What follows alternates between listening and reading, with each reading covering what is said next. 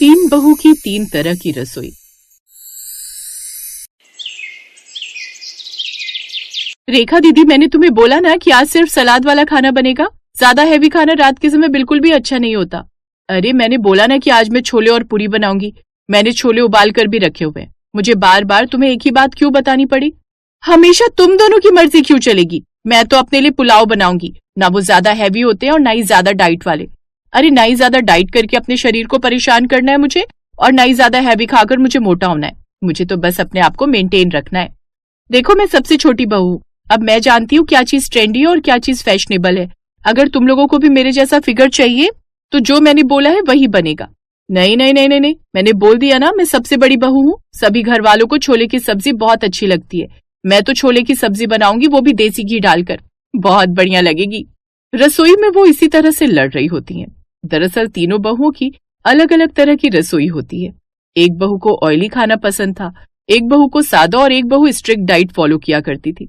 तीनों के लड़ने की आवाज बाहर तक आ रही होती है, और बाहर अपनी पड़ोसन के घर पर चाय पी रही कुंती कहती है, देखा सुनीता, इसीलिए मैं तेरे पास चाय पीने के लिए आ गई, क्योंकि मैं जानती हूँ कि जब तक मेरी बहुएं 1-2 घंटे झगड़ा न कर लें, वो खाना नहीं बनाएंगी।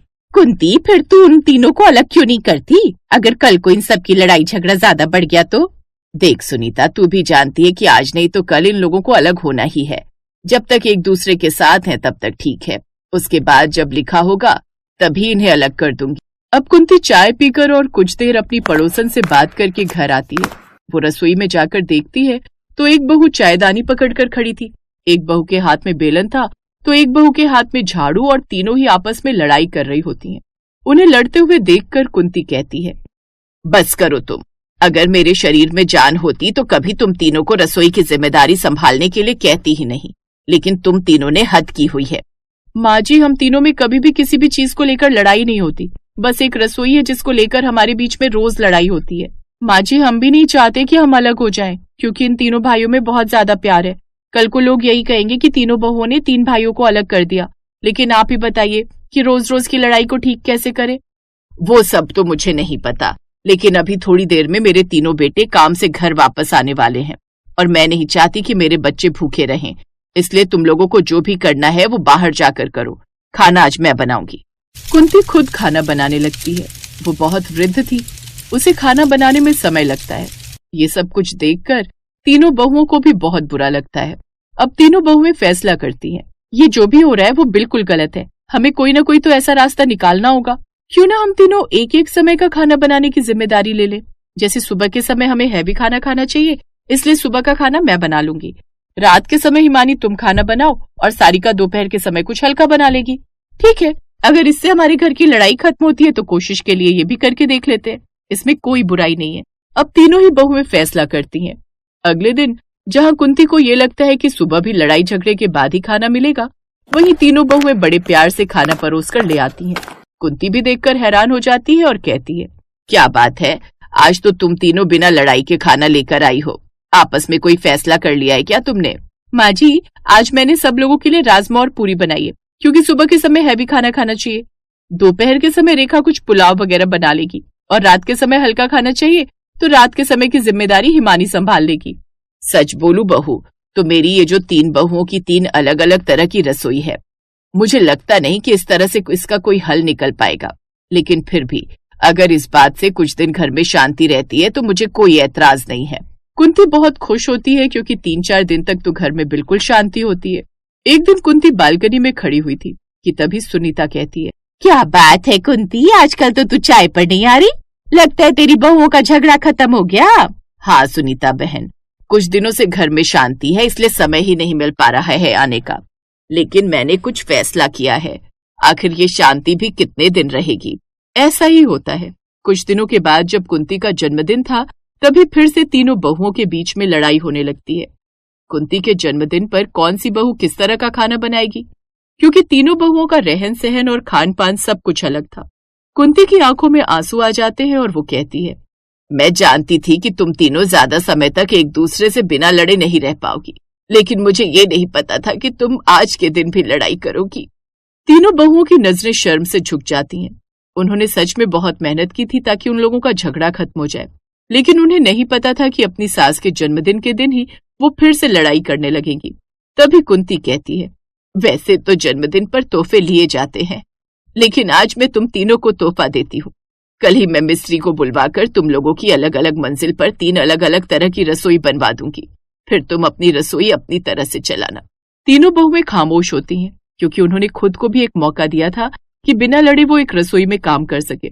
कुंती 10 दिन के अंदर 3 रसोइयां बनवाकर तैयार कर देती है। हिमानी अपनी रसोई को अपनी तरह से सजाती है, जहां पर सिर्फ सैलेड का सामान होता है। वहीं रेखा अपनी रसोई में तरह तरह का हैवी सामान रखती है, बड़े बड़े कुकर, कढ़ाइयां, देसी घी, यही सब। वहीं सारिका की रसोई एवरेज होती है, लेकिन हिमानी 3 दिन सलाद खाकर बोर हो जाती है और कहती है, ये भी कोई खाना है? ऐसा लग रहा है जैसे मैं कोई जानवर हूं जो सिर्फ घास फूस खा रही है। पहले भले ही मैं अपनी जेठानियों से लड़ाई करती थी, लेकिन कितना टेस्टी और स्पाइसी खाना तो खाती थी, लेकिन अब तो वो भी बंद हो गया। वहीं दूसरी तरफ रेखा का वजन भी रोज ऑयली खाना खा खा कर दुगना हो गया था। एक दिन वो छत पर कपड़े सुखाने जाती है, तभी उसकी सांस फूल जाती है और वो कहती है, सिर्फ 1 मंजिल चढ़ी हूं मैं और मेरी सांस कितनी ज्यादा फूल गई। पहले कम से कम हिमानी से लड़ाई करके मैं हेल्दी खाना तो खा लेती थी, लेकिन अब तो वो भी खाने को नहीं मिलता। ये सब कुछ क्या हो रहा है मेरे साथ? तीनों बहुओं को अपनी गलती का एहसास होता है। वो तीनों ही कुंती के पास जाती हैं और एक दूसरे से माफी भी मांगती हैं। उन तीनों को एक साथ आते हुए देखकर कुंती पूछती है, क्या हो गया? अब क्या तुम लोगों को अलग अलग घर भी चाहिए, अलग अलग मंजिल और अलग अलग रसोई के साथ में? नहीं माँ जी, हम तो बस यही चाहते हैं कि हमारी अलग अलग रसोइयों को ताला लगा दो। जब हमारा परिवार बड़ा हो जाएगा और हमें जरूरत होगी रसोई को अलग करने की तब देख लेंगे, लेकिन अभी हम एक साथ खाना बनाना चाहती हैं। यहाँ तो काम ही नहीं खत्म होता सारा दिन। नहीं नहीं, बिल्कुल नहीं। तुम आज ये बोलोगी और कल को फिर से किसी बहाने से लड़ाई करती हुई नजर आओगी। वो अपनी सास के पैरों में गिरकर गिड़गिड़ाकर माफी मांगने लगती है। ये सब कुछ देखकर अब कुंती को भी हंसी आ जाती है। वो कहती है, कोई बात नहीं, तुम लोगों को अब ज्यादा उदास होने की जरूरत नहीं है। तुम लोग रसोई अलग अलग ही रहने दो, लेकिन जब जिसका जिस रसोई में खाना बनाने का मन करे उसमें खाना बनाकर खा लिया करना। कुंती की बात सुनकर तीनों बहुओं की जान में जान आ जाती है। उन्हें बहुत अच्छा लगता है। अब तीनों ही बहुएं मिलकर तरह तरह का खाना बनाया करती। इससे उन लोगों के बीच में कभी झगड़ा भी नहीं हुआ करता, और कभी झगड़ा हुआ भी करता तो कुंती और सुनीता दोनों ही चाय पीते हुए उस झगड़े को नजरअंदाज कर दिया करते, क्योंकि ये तो हर घर की कहानी है। जिस घर में रिश्ते रहते हैं उस घर में झगड़ा होना बहुत ही आम बात होती है। क्या आपको भी ऐसा ही लगता है? हमें कमेंट करके जरूर बताएं।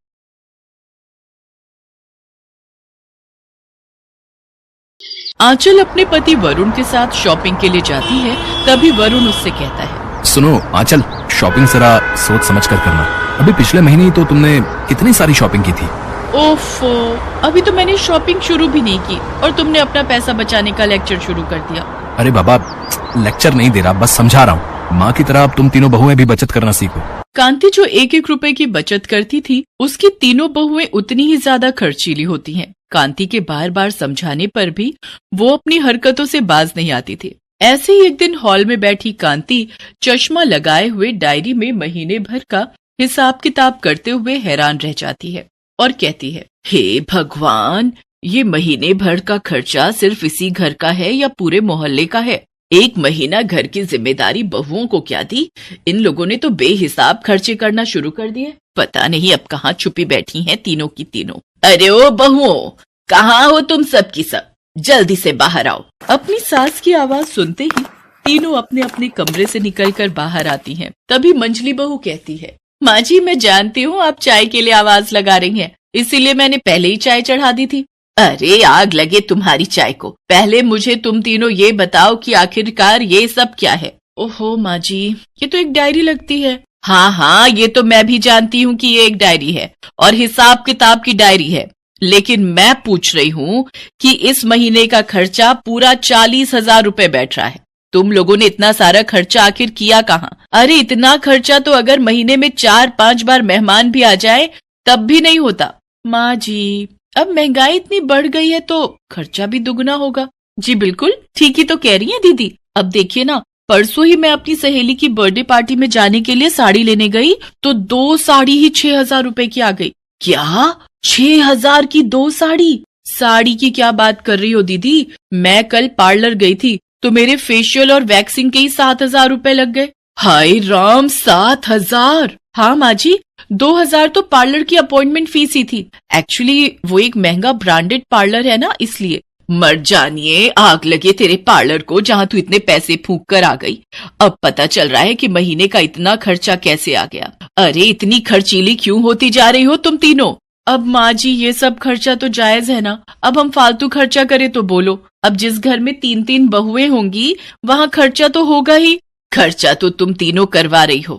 एक नंबर की खर्चीली बहुएं बनती जा रही हो। अब खड़े खड़े मेरी शक्ल क्या देख रही हो? जाओ सबकी सब यहाँ से। मेरा तो टेंशन के मारे सिर दुखा जा रहा है। तो माँ जी, मसाले वाली चाय ला दूं मैं? पहले तू सर दर्द की गोली ला दे, उसके बाद चाय देना मुझे। जी माँ जी, अभी लाई।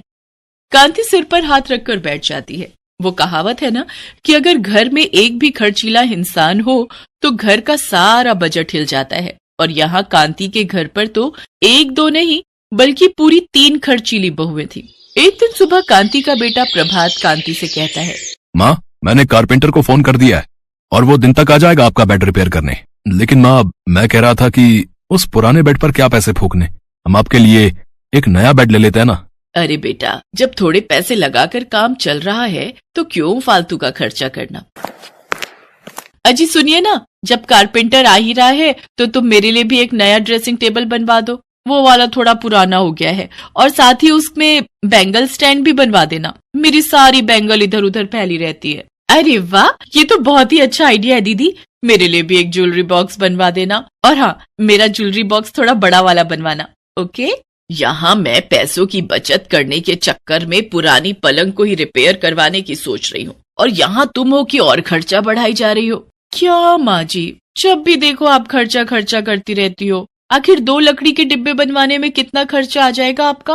अब चुप करो तुम दोनों, जबान तो तुम्हारी कैंची की तरह चलती है। नहीं रिपेयर करवाना मुझे कोई बेड, मैं जमीन पर ही चादर बिछाकर सो जाऊंगी। पर अब कारपेंटर को इस घर में नहीं आने दूंगी। जो थोड़ा खर्चा करना था, अब वो भी इन खर्चीली बहुओं के चलते नहीं करना मुझे। अरे माँ, कहाँ जा रही हो तुम? मेरी बात तो सुनो। कांति बिना प्रभात की बात सुने गुस्से में वहाँ से चली जाती है। लेकिन उसका ऐसे करने से उसकी बहुओं को कोई फर्क नहीं पड़ता और वो मार्केट जाकर अपने लिए महंगा सा बैंगल बॉक्स और ज्वेलरी बॉक्स ले आती हैं, जिसे देखकर कांति अपना सिर पकड़कर बैठ जाती है। और फिर छुट्टी वाले दिन कांति बाहर पार्क में घूमने गई होती है। तभी सब हॉल में बैठकर चाय पीते हुए आपस में बातें कर रहे होते हैं। तो फिर आज संडे स्पेशल में क्या बना रही हो भाभी? देवर जी, आलू के पराठे, और वो भी रायता बूंदी के साथ। यार, इन आलूओं से तो मुझे बड़ी नफरत है। इनसे मुझे गैस बन जाती है। मुझे तो बिल्कुल भी नहीं खाने। तो अब और बनाए भी क्या भैया? घर में कोई सब्जी नहीं है और आज संडे है, इसलिए सब्जी मंडी भी बंद रहेगी। हाँ, तो फिर आज बाहर से खाना ऑर्डर कर देते ना बड़े भैया। एक दिन बाहर का खाना खाने में कोई बुराई नहीं है। हाँ, तो फिर आज बाहर से ही खाना मंगवा लो। ये बिल्कुल ठीक कहा आपने। ऋतु, तुम जल्दी से खाने का ऑर्डर दे दो, मैं तब तक फ्रेश होकर आता हूँ। फिर उसके बाद ऋतु अपने फोन से अपना मनपसंद खाना सबके लिए ऑर्डर करती है। थोड़ी देर में डिलीवरी बॉय खाना लेकर गेट पर आ जाता है। ऋतु जाकर झट से ऑर्डर ले लेती है। ऋतु खाना टेबल पर रखती है तो आंचल कहती है, अरे ये क्या दीदी, आपने हम सबके लिए पिज्जा ऑर्डर किया। आप तो जानती है ना मुझे पिज्जा बिल्कुल भी पसंद नहीं। हाँ ऋतु, ये तो माँ जी भी नहीं खाएंगी। अब भाई, मुझे जो ठीक लगा वो मैंने ऑर्डर कर दिया, तुम्हें जो ठीक लगे वो तुम अपने लिए ऑर्डर कर लो। इसके बाद कांति अपने कमरे से निकल कर आती है तो पूछती है, ये सब खाना किसने ऑर्डर किया? वो माँ जी, आज हम सबका बाहर का खाना खाने का मन था, इसलिए ऑर्डर कर लिया। और आपके लिए शाही पनीर, आलू गोभी और रायता मंगवाए हैं। और इन सब में कितना पैसा खर्च हो गया? जी यही कोई 10,000 रुपए। एक वक्त का खाना 10,000 रुपए का? हाँ माँ जी, वो महंगे होटल से मंगवाया है ना, इसलिए। अरे पर इससे तो अच्छा होता सामान लाकर तुम लोग घर पर ही खाना बना लेती। ऊपर से इतना सारा खाना मंगवा लिया और सारा खाया है नहीं। अब माँ जी, जितना खाया जाएगा उतना ही तो खाएंगे, जबरदस्ती खाकर बीमार तो नहीं पड़ना हमें। तो फिर फ्रिज में रख दो। नहीं माँ जी, फ्रिज में रखकर इसका स्वाद खराब हो जाता है और फिर बासी खाना थोड़ी ना खाया जाता है। तब तो दीदी इस खाने को डस्टबिन में ही फेंकना पड़ेगा। अरे बुद्धिहीन औरतों, वो खाना नहीं बल्कि तुम्हारे पति की कमाई जाएगी डस्टबिन में। खर्चा करने से पहले एक बार भी नहीं सोचती। तुम तीनों के दिमाग में कभी बचत करने का ख्याल भी आता है? अगर तुम सब अपनी सादत से बाज नहीं आई तो वो दिन दूर नहीं जब हम सब रोड पर होंगे। अब माँ जी, ये सारा खर्चा हमने अकेले अपने ऊपर तो किया नहीं है जो आप हमें इतना सुना रही हैं। लेकिन बेअकल दिमाग भी तो नहीं लगाया कि ऐसा क्या मंगवाया जाए कि कम पैसों में भी आ जाता और सबका पेट भी भर जाता। तुम तीनों को तो पैसे की बिल्कुल भी कदर नहीं है। पैसों की कदर करना सीखो, वरना तुम तीनों को ही मुश्किल होगी। लेकिन कांति की बहुओं को कहाँ कोई असर होने वाला था। वो तो एक कान से कांति की बात सुनती और दूसरे से निकाल देती। ऐसे ही कुछ दिन बीत जाते हैं। एक दिन वंदना फोन पर बात करने के बाद रो रही होती है। तभी वहाँ आंचल आती है और उससे पूछती है, क्या हुआ दीदी, आप रो क्यों रही हैं? आंचल, क्या हमारे पास 20,000 रुपए है? मेरे भतीजे की तबीयत बहुत खराब है, वो हॉस्पिटल में एडमिट है। मेरे भाई का फोन आया था, उसे 20,000 रुपए की सख्त जरूरत है। नहीं दीदी, मेरे पास तो सिर्फ 3,000 रुपए ही हैं, आप भैया से बात करके देखो। नहीं आंचल, अभी मैंने पिछले हफ्ते ही पार्टी में जाने के लिए उनसे 20,000 रुपए लिए थे, अब दोबारा उनसे किस मुंह से पैसे मांगूंगी। इसके बाद ऋतु भी वहां आ जाती है और वंदना उससे पूछती है, लेकिन ऋतु कहती है उसके पास सिर्फ 1,000 रुपए ही बचे हैं। इसके बाद वंदना बहुत जोर जोर से रोने लगती है। तभी पीछे खड़ी कांति सब सुन लेती है।